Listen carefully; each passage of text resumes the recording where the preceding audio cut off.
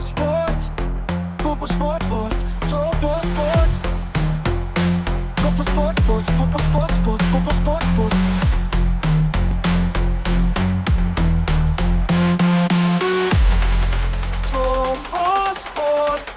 سلام زخبركم تخطاتلتي على توزينا سبورت النهام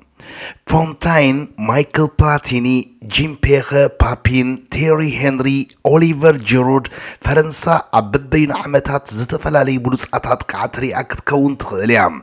تمالي هاجراويت غانتا فرنسا نهاجراويت غانتا السنغال سلست بحد بساعدة اللمشات كيلان مبابي نقداميتن سالسيتن شتوتات تاغانتا كمزقب مستعذب كاغن كابز ود عسران شوعتن عمت زبلت زاقيت اي ترخبن كتبل تفتن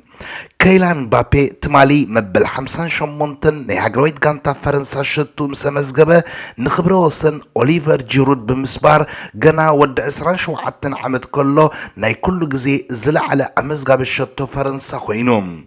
أوليفر جيرود كا بي بي سي نزقطم ابستنتنلو زنبره جزي غنا بشمو صحفو كبره وسن علو انكو حقوسكا كبره وسن يكصبرو مخانو فلوط ينيرو ناي كلوز كبره وسن كمان كصبرو يخلي كبل ادناقوتو بقلطف غليص اللوم كيلان مبابي كاب 9 صوتاتاتيو 58 شطتات بممزغاب نزحدش كبره وسن هاجراويت غانتا فرنسا حيزو زلو انتخونه جن ناي كلوز ناي وانش عالم 16 شطتات كصبرو غنا كلت شتوتاتي ترفعهم عم مقابيت ناي كلت شحن 17 نفلما غزي نفرنسا زوكله كيلان مبابي نهاجرو قدامي تشتو كوصرلا 4 صوتاتين علينهم بي اس جي كموناكو ب 165.7 مليون باوند اتزغبر من اسي تصاطي عالم دحر مغبارا دما اوانش عالم كلت شحن 18 فرنسا وانش عالم كتعتر لعل استواصو كابزغبرو حد خوينوم اتزنعسه نفرنسا شتو زمزغبلا تصاطي كون كله دحر بيلخا اتزنعسه افصام وانش عالم شتو زمزغب زبل كبري رخيبوم مسكال اوت 4 تصاوت بمخان داري هاري كين كلا اي زلع على امزغاب شتن تخونه شلمات زبلص من اسي تصاطي ناي تولدر كعترغن زورادرو اي نبران اتناي شعو من اسي نابوانش عالم كلتشن اسران كلتن كمتصخلوغن مرحتا غانتا خويني مسيو ابتغزي خا ود اسران سلستن عمد كله ولاقوا بناي ميسي ارجنتينا وانش اكا موسارن تتعنقصه بلوس امزغاب شتن اتخال اي افصام وانش عالم هاتريك سرعه تصاطاين كسمغن كيليوم لوم دمانه اب قدامي ناي وانش عالم كلتشن 26 صوتو كلت شتوتات بمزغاب نتقدم عرفتي تبليص ازنبرت فرنسا اتتللي عوض هيبوام لس بلوس نسالساي تخطات غزي افصام وانش عالم كتبصح فلا صوتا ابزكايدتلو سنغال بفلاي اب قداموت 45 دقائق بقليلو تسجر غانتا خوينا يصنحتان فرنسا عثمان ديمبلي مايكل أوليسا دزيخ دوه كيلان مبابين زحقوفه زبلت مسمر متقعتنا يزور الدر انتحزت لدى السنغال كدفرغن 66 دقائق وسيدو اللام ناي افريقا ناي شامبيون كبراك ملسلا عبيت فرد زلا السنغال ولاقوا بركولا تغيرون ميدام ساعتوه بتقدامي تستنكفا قعصو شتم سمزقبه كلت بادو انت تمرحت ابتوسخ ساعات مالت امبل 95 دق ود 18 عمت مباي بلست شتو غيرو ناي 3 دقائق تصفا كم تركب غيرو وانيريوم انت هنا جن تصاطا غنا بوبوتهم كيحزو كيلان مبابي كاب 23 متر قليعو تصفا تعور شتو بمزغاب نتوصيت ناب 3 بحد قيروم هاجراويت غانتا السنغال 3 بحد انت تسعرت ابزود الدرجن بقليلو تبدح غانتا كم زي تخون بفلاي قدم عرفتي امسكيريام تاغانتا اب اغامودا ناي قداماي ابره اسماعيل سار نتا كاب كتسحتا كتمزغبات حيل زنبرت عدل نابشتو قير وانت زنبركا اتصوتا كال ملكع كحز يخل نيريوم فرنسا دحر عرفتي اتبرابيرا مصيام ناي كيلان مبابي سالسيت شتو كم تزدله سلازي تدال ومبر كوصا يخل نيري استبحللو حلاو لدا السنغال ادواردو مندي ناي اوليس عدل جن بزغ ዝግባእ ተኸላኺልዋ ናይ ኒኮላስ ጃክሰን ሸቶ ካብ ጾታ ወጻእ ብምዃና ዝተሰረዘታ ሴኔጋል ከዓ ኣብ ቀዳማይ ጾታ 3 ነጥቢ ኸሲራ ኣላ እንተኾነ ግን ምስ ፈረንሳ ብምዃኑ ሓደ ካብ ተኸጋጥም ኢላ ትጽበዮ ስዕረት ናይ ዝምድብ ነይሩ እንተኾነ ግን ዝቕጽል ግጥም ኣንጻር ኖርዌይ ብምዃኑ ዳርጋ ናይ ህላውነታ ጾታ ከተካይድ ክበሃል ይከኣል እዩ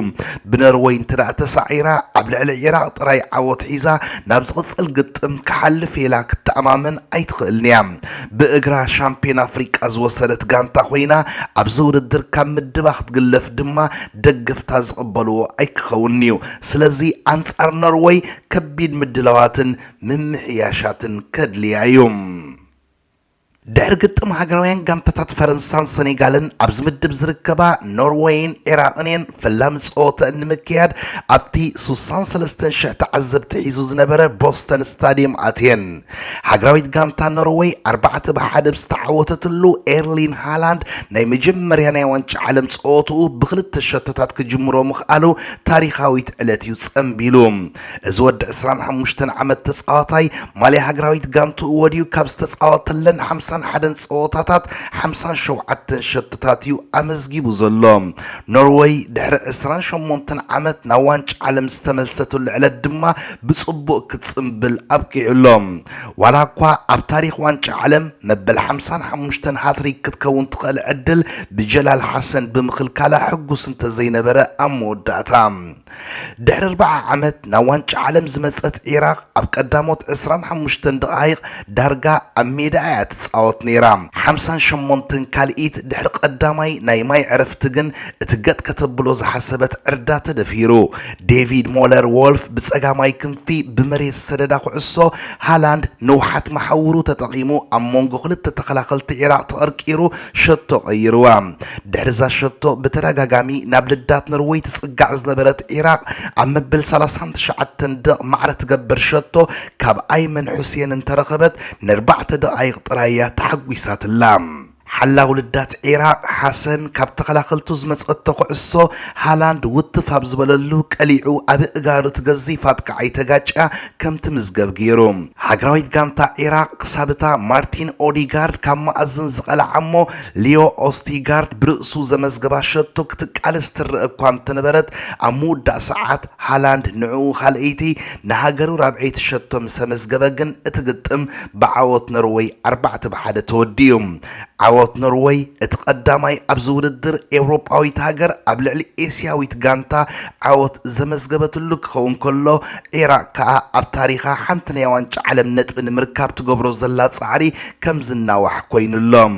ሓሙሽተ ካብቶም ቀዳሞት 11 ተሰለፍቲ ሃገራዊት ጋንታ ኖርዌይ ሃገሮም ንመወዳእታ ግዜ ዋንጫ ዓለም ኣብ ዝተጻወተትሉ ኣይተወልዱ ነይሮም ሃላንድን ኦዲጋርድን ካብኣቶም እዮም ሃገራዊት ጋንታ ኖርዌይ ዋላ እኳ ኩሉ ሸሞንተ ናይ መጻረይ ውድድር ጾታታት ተዓዊታትሉ ናብዝ እንተመጸት ምስተንከሰን ብዳ ይኽእላ እየን ዝበሃላ ጋንታታት እያ ተሰሪዓ ዘላ ኣብዚ ናይ ሎሚ ግጥም እውን ኣብ ፈለማ ከም ሓዳሽ ጋንታ ኮይና እያ ቀሪባ ነይራ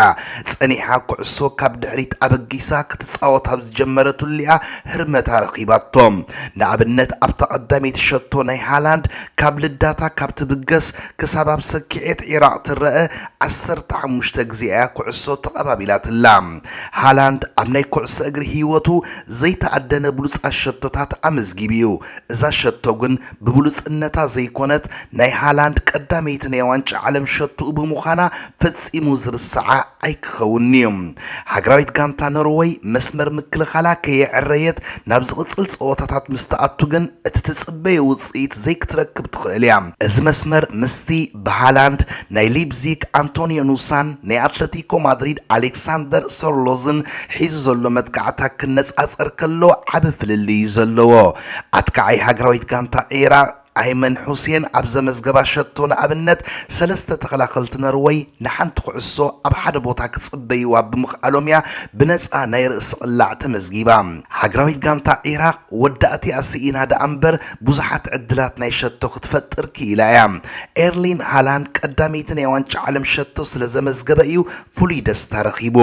ኣትካዓይ ሃገራዊት ጋንታ ኢራቅ ሁሴን ሸቶ ብዘመዝገበሉ ግን ብዙሓት ኣርእስታት እዮም ተላዒሎም ኢራቅ ኣብዚ ውድድር ንምስታፍ ክትመጽእ ከላ እዝትከዓዩ ኣብ ኤርፖርት ቺካጎ ንሸውዓተ ሰዓታት ዝጸንሕ ሕቶ ቀሪቡሉ ንስክላ ድማ እዩ ናብ ሕብራት መንግስታት ኣሜሪካ ዝእቱ ቪዛ ረኺቡ ወላዲኡ ኣብ ሰራዊት ኢራቅ ኣብ ዝነበረሉ በአልቃዒዳ ተቐቲሉ ሓዉ በአይሲስ ምስተጨውየ ክሳብ ሎሚ ድሃ የብሉን ብሓፈሽኡ ከዓ ኢራቅ ኣብ ዝውድድር ድሕሪ 40 ዓመት ክትመጽእ ንስዩ ኣብ ፕሌይ ኦፍ አንጻር ቦዝኒያ ሸቶ መዝጊቡ ይሕሊፍዋ ስለዚ ኣብ ዝውድድር ዘመዝገባ ሸቶ ብዙሕ ትርጉም ይዝወሃባ ፌደሬሽን ኩዕሶ እግሪ ኖርዌይ ኣብ ዋንጫ ዓለም ንዘለዎ ዘይዕጉብነት ክፈትሕ ኢሉ ኣብ 2013 ናይ ካልኣይ ደረጃ ቤት ትምህርትታት ሃገራዊት ጋንታ ሃኒጹ ካብ ታሕቲ ክሰርሕ ጀሚሩ ሜሰር ኦዲጋርድ ሃላንድ ኑሳ ስትራንድ ላርሰንን ሽልዝበርግን ከዓ ውጽኢት ናይቲ ፕሮጀክት እዮም እነሆ ድማ ሎሚ ንፈረንሳ ብጸብለልታ ሸቶ በሊጻ ኣብ ምድባ ቀዳማይ ደረጃ ተሰሪዓላ ሃገራዊት ጋንታ ፈረንሳ ንሴኔጋል 3-1 ብሰዓረትሉ ከይላን ምባፔ ክልተ ሸቶታት ከቆጽር ከሎ እቲ ፈረንሳዊ ሸቶ ከመዝግባ ዝኽእላ ይእጋር ብልክዕ ዝውንኒ ነይሩ እቲ ርእስቲ ሃላንድ ጸኒሑ አንጻር ኢራቅ ክልተ ሸቶታት ምስ ቆጸረ ድማ እቲ ከይላን ምባፔ ዝገብሮ ሃላንድ ክፍጽሞ ኣይጽገምን ተቐይሩ ብድሕሪኡ ከዓ ሃላንድ ኾነ ምባፔ እቲ ሜሲ ዝገብሮ ክገብሩ ኣይክእሉን እዮም ናብ ዝብል ሓድሽ አርእስቲ ተለዊጡሎም ሜሲ ሃገራዊት ጋንታ አርጀንቲና ምስ ሃገራዊት ጋንታ አልጄሪያ ኣብ ዝገበረቶ ናይ ምድባ ቀዳማይ ጸወታ ሃትሪክ ብምስራሕ ምስ ሚሮስላቭ ክሎስ ብሓባር ክብረ ወሰን ዝበዝሐ ሸቶታት ዋንጫ ዓለም ሒዙ ኣብ ዝግጥም ማሊ ሃገራዊት ጋንታ አርጀንቲና ወዲዩ መበል 200 ጸወቱ ዘካየደ ሜሲ ኣብ ዋንጫ ዓለም ንፈለማ ግዜ እዩ ሃትሪክ ዝሰርሕ ዘሎ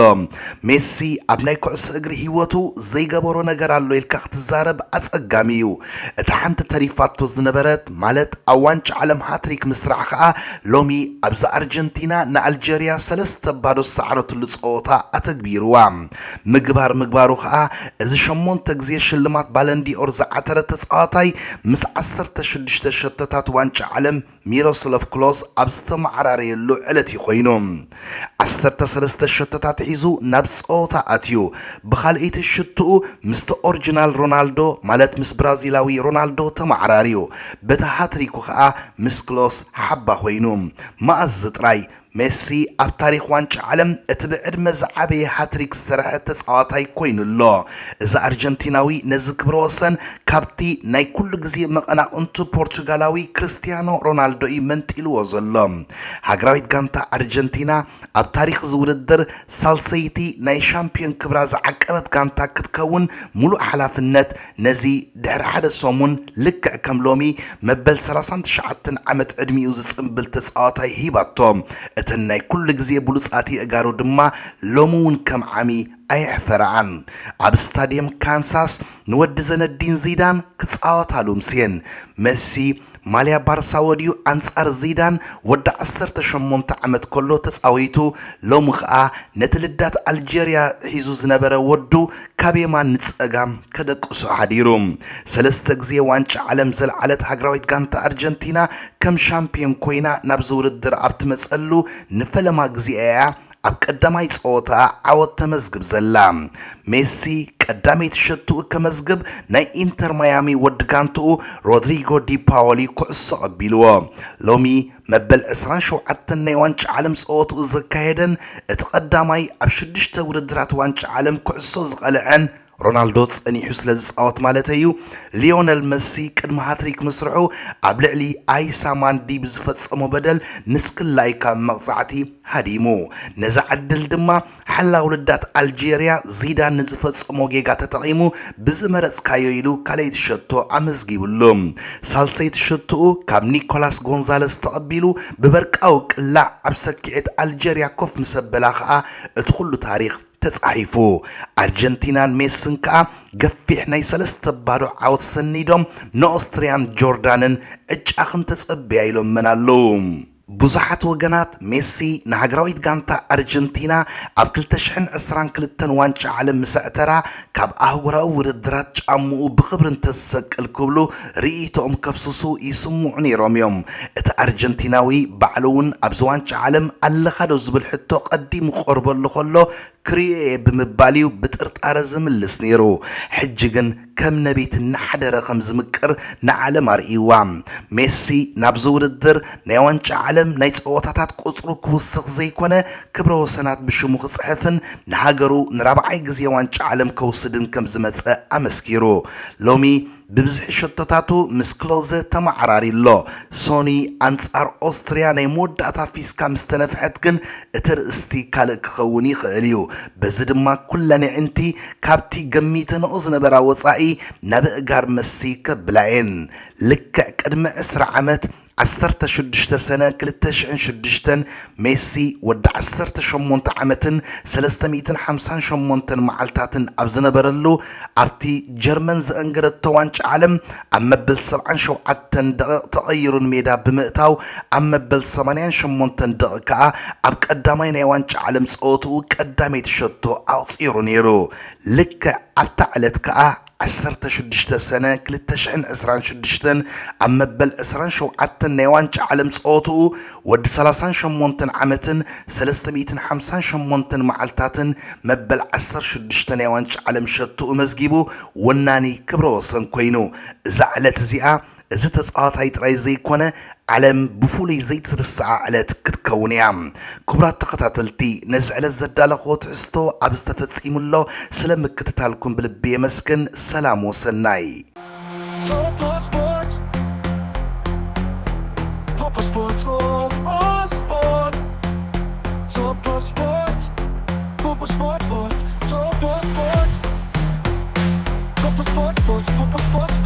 Sport.